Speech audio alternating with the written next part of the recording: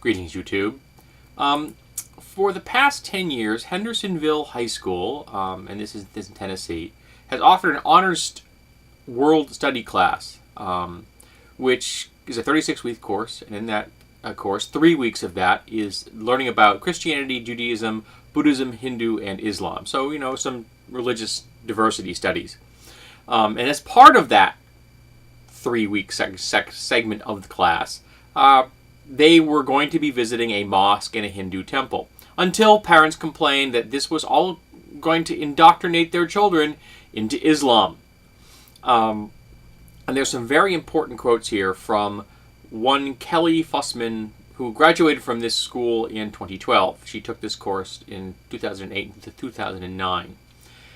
The World Studies class was really the one and only class that allowed for such an open dialogue of faith and religion, she said.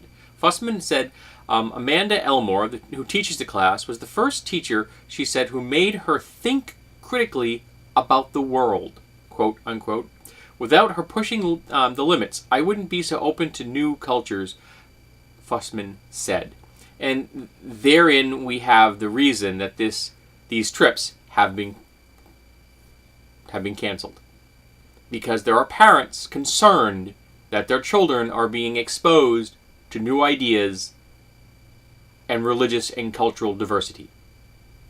That they are afraid that if their children are exposed to new concepts, that their children may step outside of that comfortable little box where the parents probably live and where the parents would like their children to live. But I have news for you. The world does not live in this comfortable little box. It's a whole lot larger. And this is only open to honor students. This wasn't even open to the entire school, which I frankly think it should be.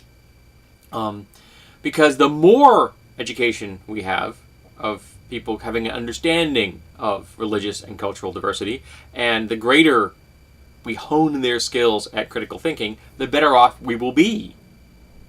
Because they will start looking askance at some of the political moves done in America if they are better at critical thinking. Which is, of course, why critical thinking is downplayed in American education to the point where it is almost completely and utterly missing. I read this and I'm just like, yeah, that sounds just like America. You could have placed this particular story in any of the 50 states. So I'm not even picking on Tennessee this particular time. There are people in all of the 50 states that are religiously and culturally a smidge backwards. And they're holding us back as a nation and as members of an international community, the community of the world. These kind of parents and their socially conservative worldview are retarding us. They are holding us back, preventing us from moving forward. And they're doing it out of fear, in my opinion. They're afraid. They're afraid that their children will ask questions that they will not have answers, and that terrifies them. Because to many social conservatives, if you don't have an answer to every question, then something's wrong. But the reality, of course, is there are many questions that there are no answers to. And that's part of the enjoyment of life, is seeking out the questions that you can't find easy answers to. And part of that comes from critical thinking. So I'm not shocked if these visits were canceled.